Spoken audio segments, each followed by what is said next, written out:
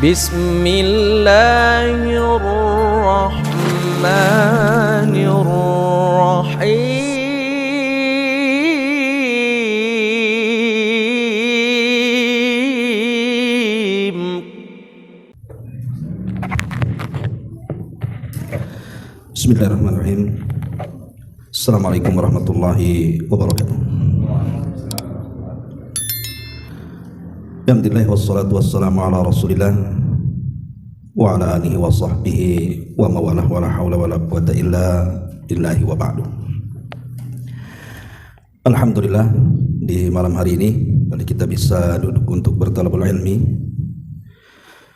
dan pembahasan malam ini saya tertarik membahas tentang yang lagi viral di YouTube tentang siapa itu yang orang Banten tuh, ya. Buya Mama Gufron ya. Iya.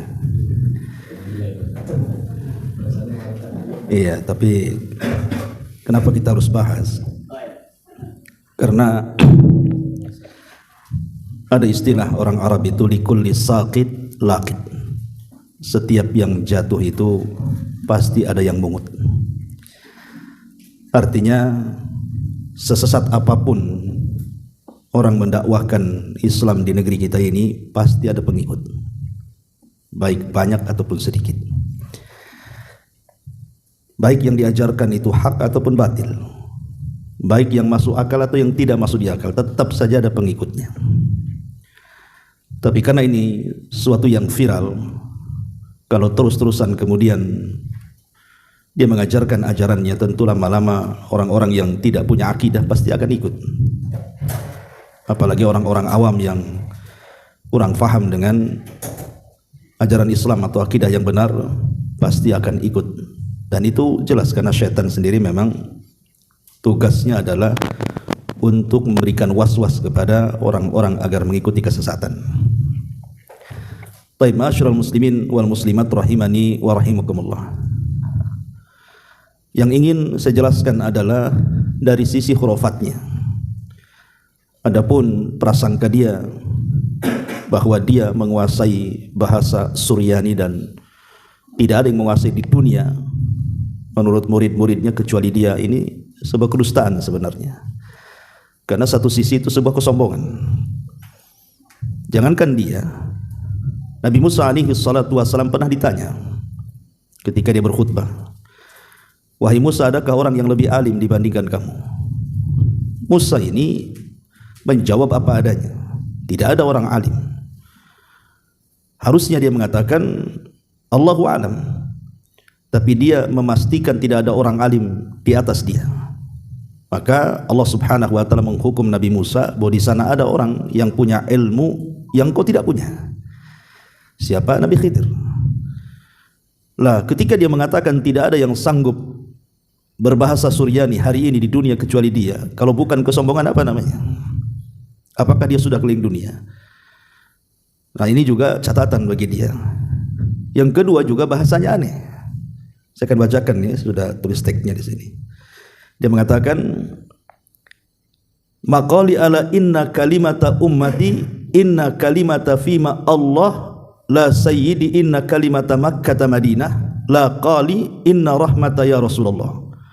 Maqali inna rahmata sahaba sayyidina li Umar Uthman Abu Bakar la qali inna kalimata," pokoknya makoli semua. Sebenarnya kalau antum pernah belajar bahasa Arab, maka ini lebih dekat kepada bahasa Arab, bukan bahasa Suryani. Dan bahasa Arab sendiri, ikhwan, itu kan ada kaedah-kaedahnya. Sebuah kalam dalam bahasa Arab itu kan harus berbentuk lafad, murakkab, mufid, dan al-wad' namanya. Oke lah, mungkin dia berbentuk lafad. Dan dia juga murakkab, artinya terdiri daripada lebih dari dua kata. Tapi kan ini tidak mufid. Mufid itu artinya dipahami. Orang yang belajar bahasa Arab tidak paham ini. Dan tidak wada, bukan susunan yang diletakkan bahasa Arab seperti itu oleh para ulama. Jadi ini memang bahasanya aneh gitu. Kalau itu bahasa Arab, tapi ini bukan bahasa Arab. Walaupun ada Arab-Arabnya, lebih ke bahasa Arab TKW ini namanya. TKW nggak bisa bahasa Arab kan.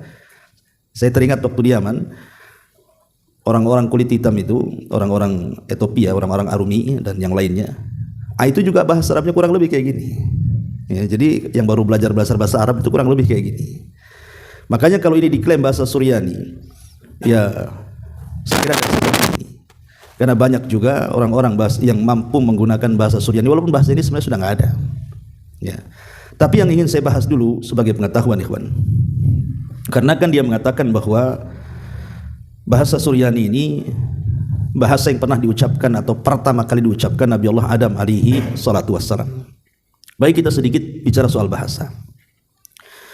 Ma'asyiral muslimin yang dimuliakan Allah Azza wa Jalla, kita tahu bahwa bahasa di dunia sekarang ini kan ribuan, dari berbagai macam negara dan daerah. Di negeri kita saja mungkin entah berapa bahasa gitu ya, dari Sabang sampai Merauke sana. Tetapi kan mesti ada bahasa yang pertama yang kemudian pecah dari bahasa itu menjadi berbagai macam bahasa. Nah, di sini terjadi khilaf ulama, ikhwan, tentang masalah Nabi Adam ini ketika diturunkan ke dunia ini menggunakan bahasa apa. Sebagian para ulama mengatakan bahwa Nabi Adam ini berbahasa dengan bahasa Arab, dan itu yang banyak dikuatkan para ulama. Tapi ada juga mengatakan bahwa Nabi Adam ini berbahasa dengan bahasa Suryani. Yang menguatkan bahwa Nabi Adam berbahasa Arab itu, pertama karena bahasa Arab ini masih ada sejak zaman Adam sampai hari ini, masih dipakai. Sementara bahasa Suryani kan sudah punah, udah nggak ada. Mungkin masih ada digunakan oleh sebagian orang-orang Nasrani Ortodok yang ada mungkin di Timur Tengah sana ya, daerah Suriah dan yang semacamnya. Tapi sudah nggak ada satu negara yang berbahasa Suryani, itu udah punah gitu ya. Lain dengan bahasa Arab, masih ada sampai hari ini. Yang kedua, kalau kita melihat sejarah anak-anak Nabi Adam itu juga kebanyakan bahasanya mirip dengan Arab, seperti Qabil, Habil. Qabil dari Muqabalah gitu ya. Kemudian Nuh. Kemudian anak-anaknya juga Syam, Ham, Yafis, itu kan identik dengan bahasa Arab. Sehingga kemudian apalagi kalau kita lihat hampir semua bahasa di dunia itu ada serapan Arabnya. Sehingga ada yang mengatakan bahwa bahasa pertama Nabi Adam itu adalah bahasa Arab. Walaupun ada juga yang mengatakan bahasa yang pertama itu bahasa Suryani. Ya. Tapi yang jelas bahwa Nabi Adam itu semua bahasa tahu. Karena ketika Allah Subhanahu wa taala mengatakan wa 'allama Adamal asma'a kullaha, dan Allah ajarkan kepada Adam itu nama-nama semuanya, artinya bahasa semuanya yang akan diucapkan oleh seluruh keturunannya, Adam tahu. Jadi kalau seandainya Nabi Allah Adam ada sekarang gitu ya, kemudian dia ada di Batam, ya dia juga paham bahasa Melayu. Kalau di Jawa ya pakai bahasa Jawa. Kalau Adam ke Padang ya bahasa Padang kan itu. Kalau Nabi Adam ke Flores ya bahasa Alor gitu ya. Jadi semua paham. Adapun kemudian yang ada di film-film yang ma'ruf ya kan, bahwa manusia itu dulu tidak bisa berbahasa kecuali dengan bahasa isyarat. Kemudian digambarkan tentang zaman-zaman purbakala, zaman-zaman dinosaurus dan yang semacamnya, mereka berbahasa dengan isyarat. Ini dusta. Kenapa dusta? Adam sudah bicara kok. Allah sudah ajarkan Adam itu bicara sejak di langit sebelum ke bumi kan gitu. Artinya manusia itu sudah bisa bicara, kenapa pula jadi bahasa isyarat pula kan itu? Itu orang bisu bahasa isyarat. Jadi film-film itu tidak benar itu. Lah kenapa kemudian bahasa ini sampai berkembang kemana-mana? Ulama mengatakan, ulama sejarah, jadi berkembangnya bahasa itu setelah tragedi Tufan, banjir bandang yang terjadi di zaman Nabi Nuh. Lah putra-putra Nabi Nuh ini kan akhirnya kemana-mana ya kawan, terutama turunannya. Seperti mamanya turunan Syam, putra Nuh yang pertama itu kan lebih ke arah Timur Tengah, sehingga muncullah bahasa Ibrani, bahasa Arab dan yang semacamnya. Ya. Kemudian ada putra Nuh itu namanya Ham, dan Ham ini dia anak keturunannya lebih hijrah ke daerah Afrika. Makanya kemudian banyak bahasa-bahasa yang timbul di Afrika, Barbar, kemudian Lubia atau apalah nama bahasa mereka kan itu kan. Adapun Yafis yang ketiga, itulah yang kemudian anak-anaknya rata-rata ada di daerah Asia dan Barat gitu ya.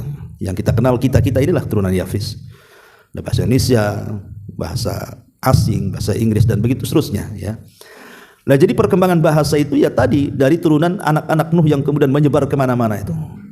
sejak itu sampai hari ini, maka berbagai macam bahasa timbul di mana-mana.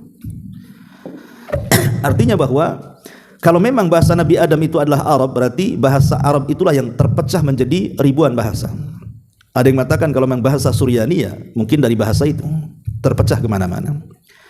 Tapi saya tertarik perkataan Imam Ibnu Hazm rahimahullahu taala. Apa kata dia di sini?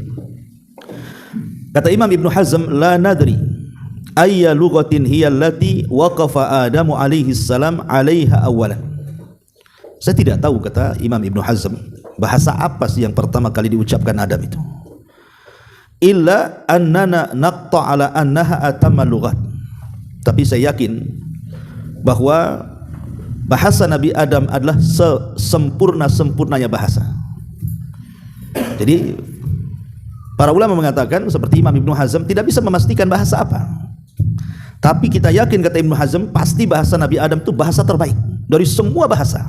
Karena dia yang pertama kali mengajari bahasa masalahnya kan. Kemudian bercabang kepada anak turunannya.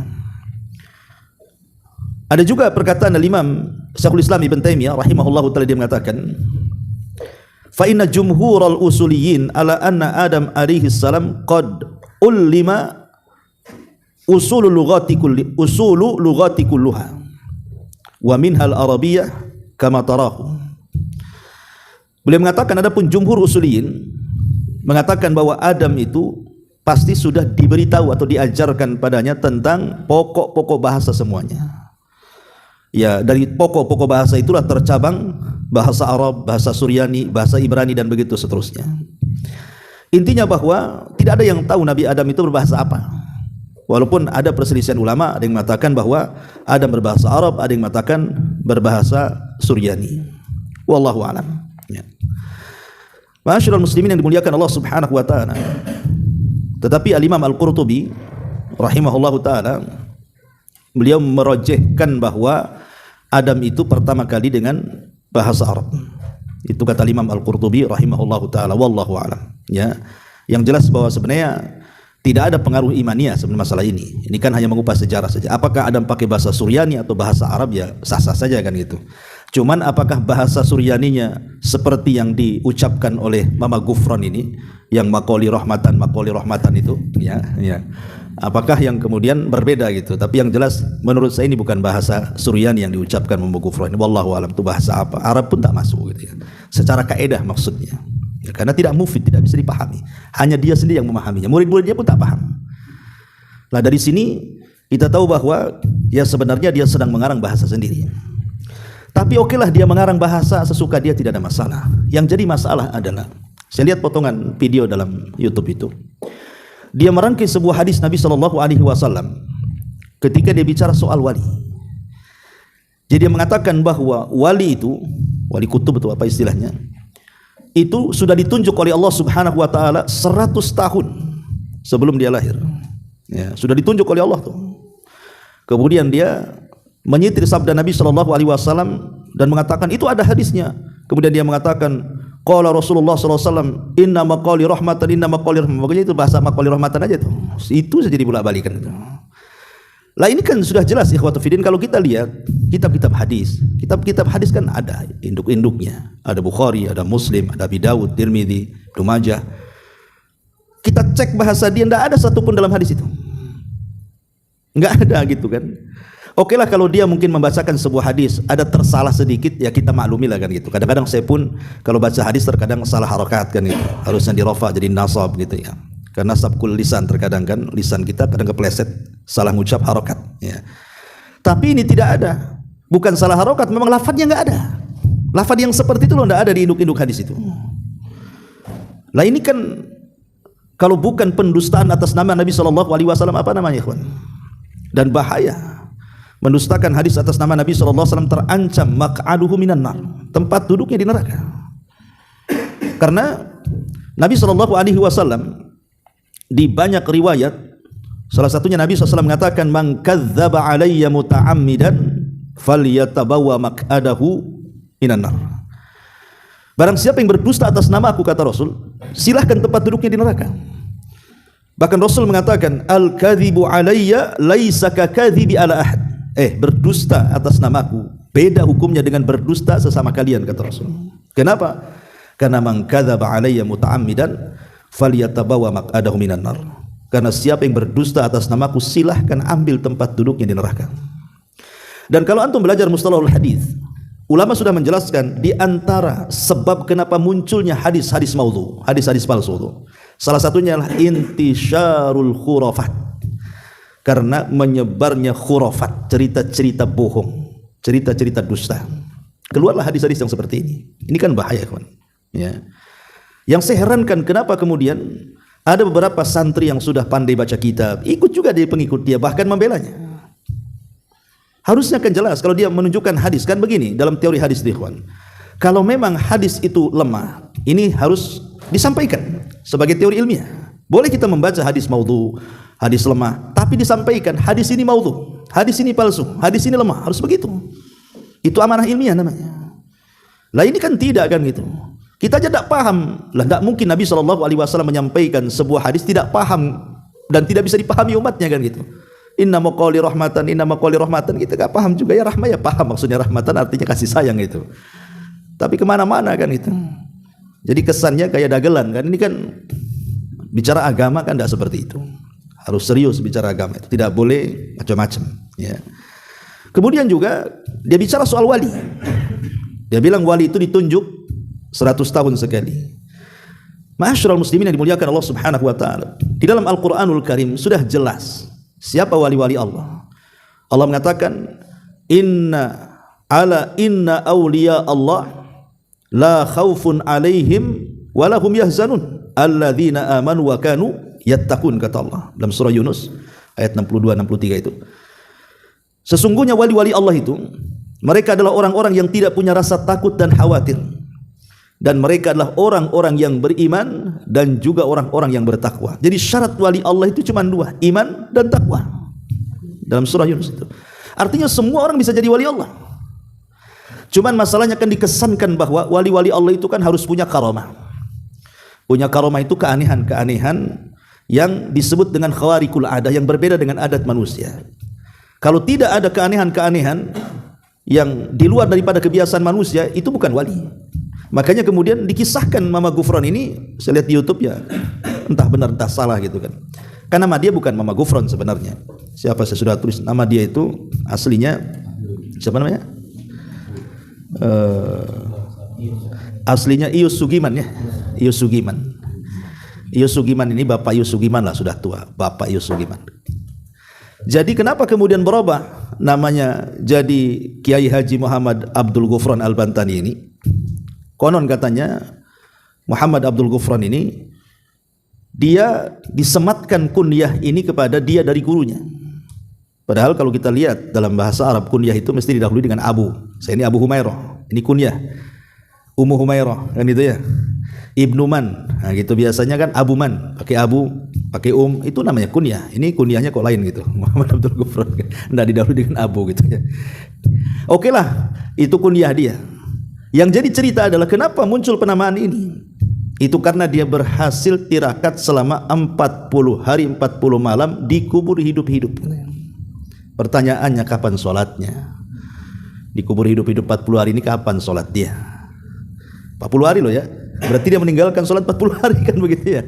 Kapan wudunya, kapan sholatnya kan gitu. Oh, karena dia sudah ma'rifat Ustaz.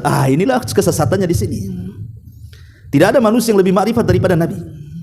Siapa yang lebih ma'rifat daripada Nabi? Tidak ada. Kalau seandainya ada orang yang paling ma'rifat, Nabi lah yang paling ma'rifat kepada Allah Azza wa Jalla. Tapi Nabi SAW tidak pernah meninggalkan salat, sampai pun pecah-pecah kakinya dia tetap salat malam. Sampai Aisyah mengatakan, sudahlah cukupkan dengan yang wajib-wajib saja wahai baginda Nabi. Kata Rasul, afala akunu abdan syakura, salahkah saya menjadi hamba yang bersyukur? Nah ini kan khurafat ya. Ada juga yang mengatakan bahwa dia karena i'tikaf di kuburannya Syekh Abdul Qadir Jailani. Karena dulu dia, kalau saya lihat di internet tuh biografinya, dulu waktu muda-mudanya dia tukang obat. Jadi banyak orang yang sakit datang ke Mama Gufron ini, kemudian ya semacam dukun kampung lah kan itu. Kemudian lama-lama menghilang, entah berguru sana sini gitu ya. Akhirnya terkenal lah, kemudian viral hari ini. Yang anehnya kemudian banyak pula pengikutnya. Kalau hanya sekedar menjadi tukang obat, ya tukang obat aja kayak Pak Jul gitu. Kenapa pula lah kemudian bisa mengatur-ngatur malaikat dan begitu seterusnya kan itu. Coba ini yang pertama ya. Jadi yang saya koreksi itu dari beliau adalah mana mungkin kemudian dia bisa mengarang-arang sebuah hadis yang bukan dari Nabi sallallahu alaihi wasallam. Yang lebih hebatnya lagi adalah dia mampu mengarang 500 kitab. Imam Syafi'i, kurang apa cerdasnya? Imam Syafi'i rahimahullah taala itu. Kalau kita melihat karyanya Imam Syafi'i seperti yang dikatakan oleh Al-Hafidz Ibnu Hajar Al-Asqalani, dia mengatakan apa? Bahwa karya Imam Syafi'i itu sekitar mi'ah wa naif wa arbaun katanya, kitaban. Ya sekitar 140 lebih kitab. Itu karya Imam Syafi'i. Dan itu diperkuat oleh seorang alim ulama Syafi'i namanya Imam Al-Muzani. Namanya Abu Muhammad bin Husain bin Muhammad Al-Muzani rahimahullah taala. Dia mengatakan bahwa kalau dia mengatakan karya Imam Syafi'i itu sekitar 113 kata Imam Muzani, tapi kata Al-Hafidz Ibnu Hajar 140 ke atas. Ada yang mengatakan 140 kitab. Ya pokoknya sekitar itulah karya Imam Syafi'i. Lah kurang apa Imam Syafi'i cerdasnya, kawan? Kenapa ini Mama Ghufran lebih hebat daripada Imam Syafi'i Muhammad ibn Idris sampai 500 kitab dengan menggunakan berbagai macam bahasa. Kata dia dari bahasa Suryani, dari bahasa Ibrani, dari bahasa Ajam, dari bahasa Arab. Luar biasa. Dan ketika kemudian ada yang bertanya soal kitabnya ada di mana, dia mengatakan, "Oh, enggak bisa. Ini kalam. Enggak mungkin seria," katanya kan. Jadi intinya enggak ada kitab itu dia. Dia khurafat, dia hanya ngomong saja. Yang nggak tahu kalau satu kitabnya 3 lembar ya mungkin lah gitu. Kalau satu kitabnya berjilid-jilid ya mustahil juga, karena kan seorang penulis itu kan dilatar belakangi dengan pendidikan, kawan. Harus jelaskan pendidikannya. Ya, makanya kita lihat ada namanya disertasi ketika mengambil S2, S3 akan itu. Jadi memang tidak sembarang menjadi penulis kitab ilmiah itu. Ada latar belakang pendidikan. Pertanyaannya dia pendidikannya dari mana kan gitu. Sampai mampu mengarang kitab yang sebanyak itu yang belum ada pendahulu sebelumnya. Sebanyak itu loh ya di zaman sekarang. Ya. Ma'asyiral muslimin yang dimuliakan Allah Azza wa Jalla, entah apa maksudnya wallahu alam ya. Tapi yang jelas bahwa enggak masuk di akal saja kan itu. Ya wallahu alam kalau hanya untuk meyakinkan kepada para pengikutnya ya boleh-boleh saja. Mungkin tertipu kan begitu. Tapi orang yang sedikit cerdas ya tidak mungkin juga ketipu. Baik, ini masalah yang pertama. Masalah yang kedua yang kita akan bahas dari khurafat beliau adalah di mana Mama Ghufran ini saya lihat di YouTube dia mampu memanggil malaikat. Bahkan bukan hanya malaikat, dia mampu menginterogasi malaikat mungkar dan nakir.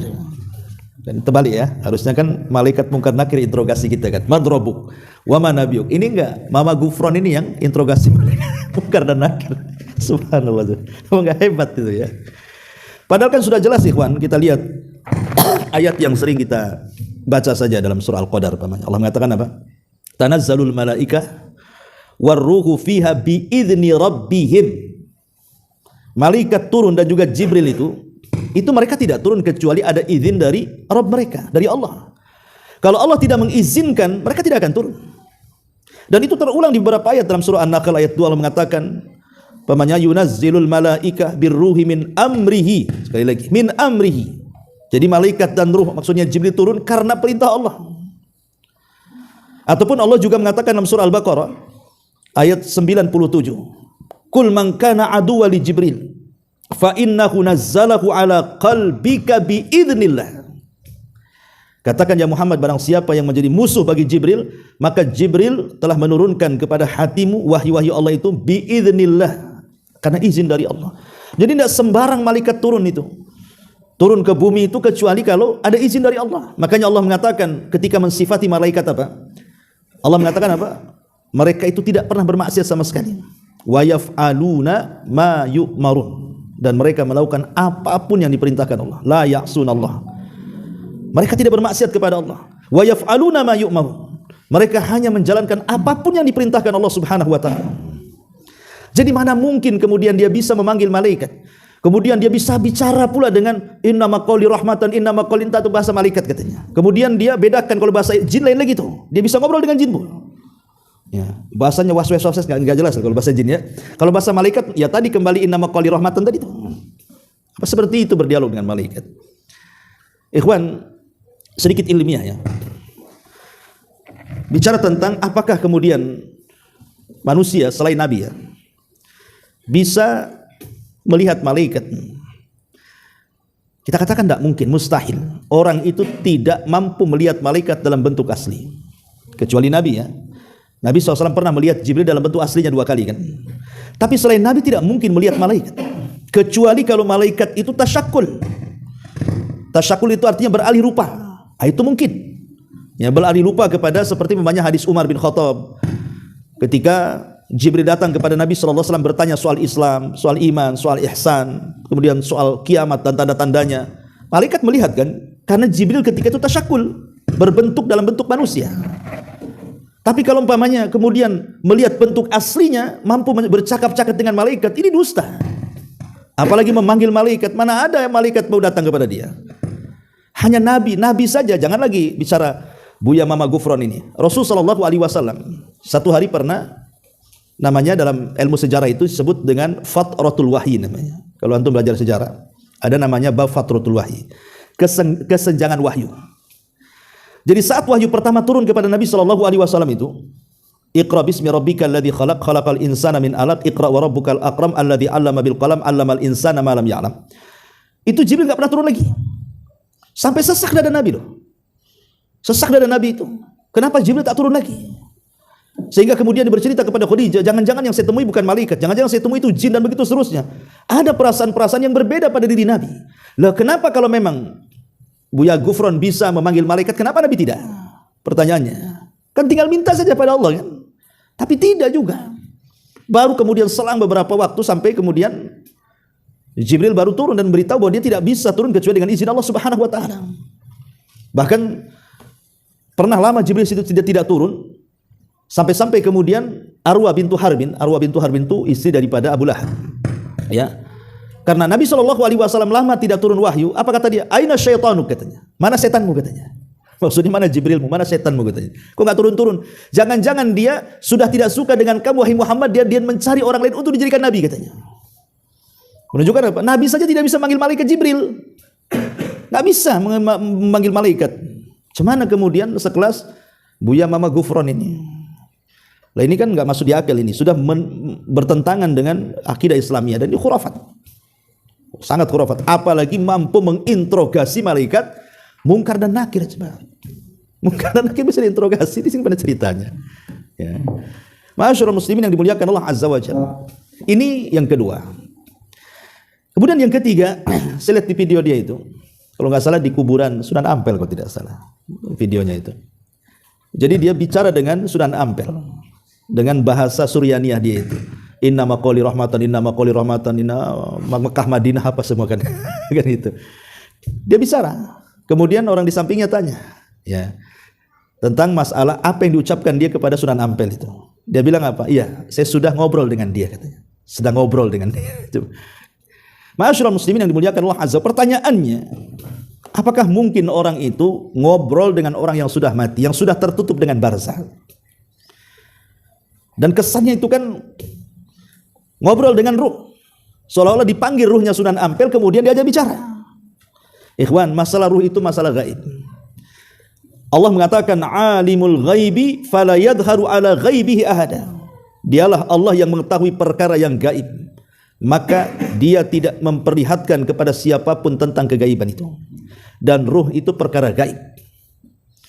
Karena dalam sebuah ayat Allah mengatakan yas'alunaka 'anir ruh qulir ruhu min amri rabbi. Mereka bertanya-tanya soal ruh. Katakan ruh itu urusan Rabb. Macam mana mungkin kemudian dia bisa berdialog dengan orang yang sudah meninggal? Di dalam Al-Quran Allah jelas mengatakan fa innaka la tusmi'ul mauta. Kalian tidak mungkin memperdengarkan orang yang sudah mati. Ya, dalam posisi-posisi tertentu memang orang mati itu bisa mendengar. Seperti namanya orang yang mengantarkan jenazah. Dia mengatakan apa? Mau dibawa kemana aku katanya. Kemudian setelah dimasukkan ke dalam liang lahat, kemudian yang mengantar pulang, dia sempat mendengar surat rompahnya. Ya, dalam kondisi-kondisi tertentu si mayat itu mendengar. Ya. Tetapi tidak semua hal si mayat itu tahu. Apalagi kita orang yang hidup ngajak bicara dengan orang yang mati. Jangankan itu, Nabi SAW pernah satu hari berbicara dengan jasad-jasadnya yang meninggal di perang Badar. dari Abu Lahab, Umayyah yang dimasukkan kepada sumur itu, Nabi SAW berbicara dengan mereka. Sekarang kalian tahu kan bahwa apa yang Allah janjikan kepadaku benar dan apa yang kalian janjikan dusta. Umar mengatakan, ya Rasul, ngomong sama siapa kamu, katanya. Maka Rasul mengatakan, kalian tidak tahu, aku saja yang tahu. Dari sini kita tahu bahwa ini kekhususan Nabi. Ya, kalau Nabi SAW memang mukjizat kan itu. Dan tidak semua juga dia berbicara dengan semua kuburan. Lah ini kok bisa Buya Gufron, kok gimana caranya dia bisa ngobrol dengan orang yang di dalam kuburan itu sementara sudah berapa tahun kan di dalam kuburan itu. Dia bisa bicara dengan orang di kuburan. Kalau memang betul dia bisa bicara, harusnya dia orang paling soleh, kan? Kenapa? Dia bisa tanya kepada orang yang diadab, gimana rasanya? Gimana rasanya aku dicambuk? Gimana pertanyaannya? Udah ada bocoran lah dia. Kan gitu ya. Dia dapat bocoran dari orang-orang yang di kuburan kan. Ya, sehingga kan dia mesti lebih takwa lagi, lebih takut lagi. Ini enggak, malah berdusta atas nama Nabi coba. Nah, ini kan aneh gitu ya. Nah, ini juga diantara khurafat dia. Masyarul muslimin yang dimuliakan Allah Azza wa Jalla. Kemudian juga diantara khurafat yang sudah saya tulis ini, dia bisa berkomunikasi dengan Nabi Khidir. Bahkan ada satu video itu, dia menceritakan tentang karomahnya beliau. Jadi satu hari beliau itu berangkat ke Pulau Bawean. Kemudian pulang dari Pulau Bawean itu, Gresik sana, dihantam ombak sampai 10 meter lebih. Itu tiba-tiba perahunya berhenti sendiri. Mesinnya berhenti. Dan hampir terguling tuh. Orang-orang pun sudah terpaki-paki udah matilah di situ. Lah kebetulan Mama Gufron itu ada di perahu katanya, ada di kapal itu. Kemudian dia mengatakan, dia menenangkan orang, langsung dia naik ke atas perahu, kemudian dia berselawat kepada Nabi Khidir, Allahumma sholli ala Khidir, katanya. Langsung ombaknya itu surut. Kemudian kapalnya tiba-tiba mesinnya nyala kembali dan membawa penumpang selamat ke Gresik, katanya. Gimana ceritanya? Kita ini berselawat kepada Nabi kita, loh, bukan Khidir.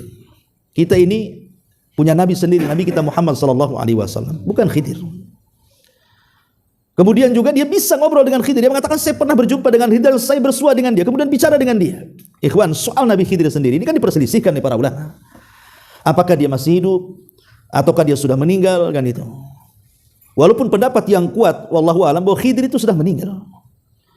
Dengan berbagai macam alasan kan, karena Allah yang mengatakan, wa ma ja'alna li basyari min qablikal khuld. Tidak ada kami jadikan satupun manusia sebelum wahai Muhammad mereka kekal, artinya mati. Ya, mereka mati semuanya, termasuk Khidir. Kecuali yang Allah kecualikan siapa? Isa. Kalau Isa memang Allah kecualikan, diangkat ke langit. Ya. Tapi Khidir tidak dikecualikan dalam Quran. Kemudian juga, kalau memang dia masih hidup, pertanyaan para ulama itu, kenapa ketika Rasul dalam kondisi terdesak dalam berbagai macam peperangan, ya, umpamanya dalam perang Uhud, kekalahan kaum muslimin. Kemudian juga di beberapa peperangan, perang Ahzab, hampir kalah. Ya. Kemana Khidir? Kenapa tidak membantu Nabi Shallallahu Alaihi Wasallam, minimalnya hadir membantu perang atau ngasih ide? Tidak ada tuh hadir di situ. Padahal di dalam Al-Quran sudah jelas bagaimana wasiat Allah kepada para nabi. Kalau muncul Muhammad itu, hendaklah kalian menolong dia. Ya, kemudian juga membantu dia, beriman kepada dia, dan begitu seterusnya. Itu nas Quran. Tapi mana Khidir di zaman Nabi SAW tidak hadir? Kenapa hadir baru hari ini? Dan kebanyakan cerita Khidir itu kebanyakan adalah ahli thariqah kebanyakan. Yang membicara masalah Khidir hidup atau tidak itu. Bahkan sebelumnya sudah ada juga orang yang berbaiat di hotel tertentu, nanti dihadiri Nabi Khidir kan. Kalau bukan khurafat apa namanya? Apa dia tahu Nabi Khidir itu yang mana rupanya? Kan nggak tahu juga kan gitu. Jangan-jangan setan yang datang. Lah dari sini khawatufidin menyatakan Allah Azza wa Jalla, jelas ini cerita khurafat semua, nggak ada yang benar. Ya. Kita tidak menafikan karamah, ya. Karamah kita, karena keanehan di dunia itu sering saya ulang-ulang. Pertama disebut irhasat. Irhasat itu keanehan bagi seorang nabi sebelum diangkat. Ada yang kedua mukjizat. Mukjizat ini keanehan bagi seorang nabi setelah diangkat jadi nabi. Ada namanya karamah. Itulah yang diberikan kepada wali-wali Allah. Tapi tidak semua wali Allah itu juga dapat karamah. Contoh umpamanya, ada seorang sahabat di zaman Nabi SAW yang ma'ruf, Tufail ibn Amr ad-Dawsi. Tufail ibn Amr ad-Dawsi. Yang Abu Hurairah Islam karena beliau dari Daus. Ketika dia berdakwah kepada kaum Daus, tidak ada yang beriman. Datang kepada Rasul. Rasul, kaumku tidak banyak beriman, macam mana caranya? Maka Rasul mengatakan, sudah, berangkat kembali kepada kaummu, nanti akan ada tanda-tanda dari Allah kekuasaannya untukmu. Maka berangkatlah dia pulang, tiba-tiba tangannya bercahaya. Malam-malam tuh, kayak senter gini ya. Dia mengatakan, ya Rabb, ini kalau tanganku bercahaya akan jadi fitnah, pindahkan. Akhirnya ditaruh di jidat pula di sini cahayanya, pindah ke dahinya. Kemudian ya Allah, kalau ini cahaya di dahi bisa jadi fitnah. Akhirnya ditaruh di mulutnya, kalau ngomong bersilau-silau. Sebab itulah kaum Daus masih Islam. Pertanyaannya, apakah kemudian sekelas Abu Bakar, Umar, Utsman yang karomah-karomahnya tidak diceritakan, tidak lebih hebat daripada Tufail ibn Amr ad-Dausi? Tidak. Abu Bakar lebih hebat dibandingkan Tufail. Walaupun tidak dijelaskan karomahnya kan. Dari sini ada kaidah kata Syekhul Islam Ibn Taimiyah, belum tentu seorang wali yang ada karomah lebih mulia dibandingkan seorang wali yang tidak ada karomah. Itu maksudnya. Ya. Dan karomah itu diberikan betul-betul kepada orang-orang yang beriman. Di sana ada namanya maunah. Maunah itu ya orang-orang biasa kayak kita lah, umpamanya antum lagi jalan, tahu-tahu ada kontainer blong remnya, harusnya antum ketabrak, tiba-tiba antum selamat, itu maunah namanya. Ya, maunah pertolongan dari Allah. Ada juga ihana. Ihana itu menghinakan dia. Seperti yang sudah saya ceritakan, ketika ada orang buta sebelah datang kepada Musailamah al-Kadzdzab ingin disembuhkan, akhirnya diludahi jadi buta dua-duanya. Itu kan ihana, ya, menghinakan Musailamah al-Kadzdzab namanya. Nah, kita tidak syak lagi ada karomah-karomah kan itu. Tapi karomah-karomah ini betul-betul diberikan oleh Allah kepada wali-walinya sesuai dengan hajat dan kebutuhannya. Bukan diceritakan begini-begini, enggak jelas kan itu. Coba bayangkan sampai bisa bicara dengan semut, bicara dengan jin. Lah, orang yang berkomunikasi dengan jin itu macam mana caranya berkomunikasi dengan jinnya? Lain kalau orang meruqyah, namanya orang kesurupan, kita ruqyah, ya. Kemudian jinnya ngomong, mungkinlah berkomunikasi, ya. Tapi kalau tanpa ada orang kesurupan, tiba-tiba orang kemudian berkomunikasi dengan jin, tidak mungkin kalau dia tidak bekerja sama dengan jin tuh. Dan biasa dilakukan oleh para dukun biasanya. Yang suka berkomunikasi dengan jin, kalau dia orang beriman, tidak mungkin dia berkomunikasi. Kecuali para dukun. Kalau dukun ya, karena mereka memang junjungan mereka jin, makanya mereka berkomunikasi dengan jin. Tapi orang yang bertauhid tidak mungkin. Dan buat apa berkomunikasi dengan mereka? Nggak ada gunanya. Nah, ma'asyiral muslimin yang dimuliakan Allah Azza wa Jalla, kemudian pakai bahasa jin aneh-aneh. Lu kata Syekh bin Baz rahimahullah taala, jin itu sama dengan kita. Di antara mereka ada yang bahasa Inggris, ada yang bahasa Eropa, ada juga yang mungkin bahasa Jawa, ada bahasa Sunda. Jin sama dengan kita. Kurang lebih jin itu. Kehidupan dia persis dengan kita. Ada yang ojek online. Pokoknya persis kehidupan manusia itulah kehidupan jin. Makanya kita lihat orang yang ruqyah itu tiba-tiba dia bisa bahasa Arab. Mungkin jinnya dari Timur Tengah kan itu. Ya, bisa saja kan itu. Atau bahasa Inggris. Kapan dia kursus ke Pare kampung Inggris? Kok bisa bahasa Inggris dia? Ya memang bahasa-bahasa mereka juga sama dengan kita sebenarnya. Mereka juga ada geng motornya juga sama. Jadi kurang lebih lah kehidupan mereka dengan manusia itu. Lihat kehidupan kita, sama kehidupan jin seperti itu. Tapi manusia lebih mulia dibandingkan mereka. Tapi ini khurafat, ikhwan. Namanya khurafat ya khurafat, apalagi kan itu. Ma'asyiral muslimin yang dimuliakan Allah Subhanahu wa taala. Kemudian juga dia bicara ketika ngobrol dengan orang mati tadi. Itu kan pakai bahasa Suryani. Memang ilmiahnya ulama memang berbeda pendapat. Ketika Munkar dan Nakir itu bertanya kepada kita, menggunakan bahasa apa? Ada yang mengatakan bahwa bahasa Munkar dan Nakir ketika mengatakan siapa Rabbmu, siapa Nabimu, apa agamamu, itu memang pendapat pertama. Ada yang mengatakan menggunakan bahasa Suryani. Bahasa Suryani itu bahasa malaikat Munkar dan Nakir. Itu sebagaimana disebutkan oleh Imam Suyuti rahimahullahu taala. Kemudian yang pendapat yang kedua menggunakan bahasa Arab, karena teks hadisnya seperti itu kan. Man rabbuk, ini kan bahasa Arab. Wa man nabiyuk, itu kan bahasa Arab. Wa madinuk, apa agamamu? Ada yang mengatakan bahasa Arab. Dan ini yang dinaskan oleh Hafidz Ibnu Hajar Al-Asqalani rahimahullahu taala, bahwa zahir daripada hadis bahasa Arab, kata Al-Hafidz Ibnu Hajar. Tapi pendapat yang ketiga, dan ini pendapat yang difatwakan oleh Lajnah Daimah, Syekh Utsaimin dan yang lainnya, bahwa malaikat itu akan bertanya dengan bahasa yang dipahami orang yang mati itu. Ya kalau kita orang Batam ya pakai bahasa Batam, orang Sunda ya pakai bahasa Sunda, orang Padang ya pakai bahasa Padang, pokoknya yang dipahami dia. Itu yang difatwakan oleh Lajnah Daimah dan juga Syekh Ibnu Utsaimin rahimahullah dalam fatwanya, fatwa Lajnah Daimah. Tapi wallahu alam, kata Syekh Utsaimin, kita tidak bisa menjazmkan malaikat bahasa apa, karena kan yang merasakan orang yang mati kan itu. Orang yang mati. Artinya dialog antara malaikat Munkar dan Nakir itu hanya dengan orang yang mati, bukan dengan orang yang hidup. Ini kan berdialog orang yang hidup kan. Ya, ini Mbah Yahya Gupran ini kan berdialog dia dengan orang yang sudah mati. Ini khurafat, ikhwatu fiddin muliakan Allah Azza wa Jalla. Ya. Kemudian saat mubahalah dia, mubahalah dengan orang-orang yang mengaku Habib, keturunan Ba'alwi dan begitu seterusnya. Saya tidak bahas nasab. Cuman perkataan Mbah Gupron ini sampai sesumbar dia mengatakan dia mengajak mubahalah itu dengan melibatkan semua malaikat. panggil tuh Nabi Adam sampai para nabi, para rasul hadirkan. Hadirkan. Kita mubahalah. Siapa yang mati, siapa yang hidup kan itu. Ikhwan, kata-kata seperti ini apa coba? Menghadirkan Nabi Adam? Gimana caranya? Ya. Kemudian lebih parah lagi, dia mengatakan sebagai penjaga gawang neraka kan. Ikhwan, neraka itu panas. Antum di gawangnya bukan kebakar kan. Neraka loh. Kata Nabi itu narukum hadi. Yang kata Rasul itu api kalian ini itu adalah juz'un min sab'ina juz'an min nari jahannam. Itu satu bagian dari 70 bagian api neraka. Yang satu saja ada kebakaran besar, ikhwan. Kita dekat-dekat panas kita ini. Cemana yang 70 digabungkan tuh seperti apa panasnya coba? Jadi gawang neraka pula. Entah maksudnya apa, kita tidak bisa mentakwilkan karena nggak paham bahasa dia kan gitu ya. Mungkin hanya orang-orang tertentu aja yang paham dia. Kita kan yang menghukumi secara zahir kata-kata dia saja masalahnya. Ya mungkin maksudnya nggak seperti itu, tapi zahirnya kan seperti itu ucapan dia yang kita pahami. Makanya ini kan hal-hal yang nggak masuk di akal yang keluar dari Mama Gufron. Yang lebih parah lagi adalah ketika ada orang bertanya kepada dia apakah Nasrani masuk surga, apa semua orang masuk surga, apa kata dia? Semua agama itu ada kaplingnya di surga. Semua agama itu mau Hindu, mau Buddha, mau ada semua kaplingnya di surga. Ini kan pemahaman liberal, ikhwan. Ini pemahaman kekufuran namanya. Bagaimana Allah yang mengatakan wa man yabtaghi ghairil islami dinan falan yuqbala minhu wa huwa fil akhirati minal khasirin. Siapa yang mencari agama selain Islam, selain daripada ditolak agamanya di dunia, di akhirat rugi dia. Karena inna dina indallahil Islam. Agama yang paling diridhoi hanyalah Islam. Itu nas Quran. Gak bisa. Bahkan jelas-jelas Nabi SAW mengatakan apa? Dalam hadis Nabi SAW, walladzi nafsu Muhammadin biyadi la yasma'u bi ahadun min hadhil ummah yahudiyun wala nasraniyun thumma yamutu wa lam yu'min billadzi ursiltu bihi illa kana min ashabin nar. Ini tegas hadis ini membantah perkataan itu.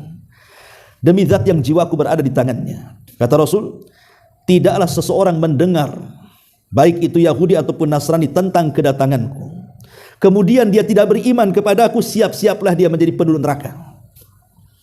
Dari sini tegas bahwa semua agama dengan kedatangan Islam harus memeluk Islam, kan begitu. Dan itu doktrin dalam Quran seperti itu. Sebagaimana orang Yahudi mengatakan la yadkhulunal jannah, tidak masuk surga kecuali Yahudi. Begitu juga tidak masuk surga kecuali Nasrani. Masa kita tidak boleh mengatakan tidak ada yang masuk surga kecuali kaum muslimin?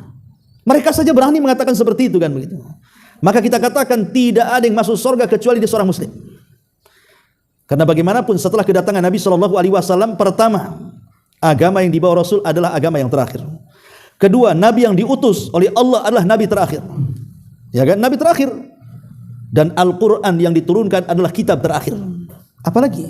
Berarti itulah yang kemudian diikuti. Ya mungkin di masa Isa pengikut Isa yang paling selamat. Di masa Musa pengikut Musa yang paling selamat. Sekarang eranya Nabi Muhammad. Berarti pengikut Nabi Muhammad itulah yang selamat. Karena tidak mungkin disamakan antara ajaran Islam dengan ajaran Nasrani. Ajaran Nasrani itu ajaran di atas kesyirikan, mengatakan Isa Tuhan, mengatakan Isa anak Tuhan, mengatakan Isa satu di antara Tuhan. Ajaran Yahudi menganggap Uzair itu anak Tuhan. Tak bisa. Sementara kita mengatakan Qul huwallahu ahad, Allahus samad, lam yalid walam yulad walam yakul lahu kufuwan ahad. Enggak nyambung. Kita ini mengklaim agama kita ikut Ibrahim. Nasrani juga mengatakan agama mereka ikut Ibrahim. Yahudi juga mengatakan agama mereka ikut Ibrahim. Tapi Allah mengatakan makana Ibrahimu Yahudian wala Nasranian walakin kana hanifan musliman wa ma kana minal musyrikin.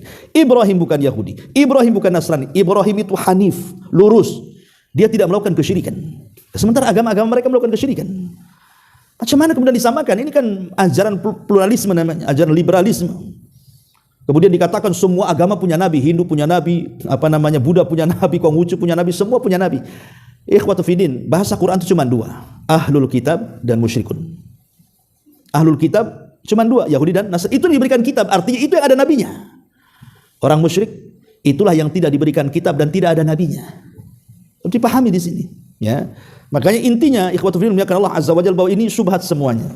Maka kita harus sampaikan sebagai watawasau bil haqqi watawasau bis sabr. Karena bagaimanapun walaupun mungkin kelihatannya aneh-aneh bagi kita yang berilmu, mungkin tahulah ini sesat, tapi bagi orang yang tidak punya ilmu, mereka pasti akan tersesatkan dengan dia, kan. Makanya ketika dia mengangkat pembicaraan ini di media dan semua orang tahu dan dia menganggap bagian daripada ajaran Islam, ya kita juga harus angkat bicara lah kan gitu. Nah mungkin diam saja. Kita harus menasihati ini yang benar, ini yang salah. Wallahu a'lam bishawab. Inilah mungkin ya banyak lagi sih sebenarnya kalau kita mau koreksi. Tapi waktu juga dan ada manfaatnya.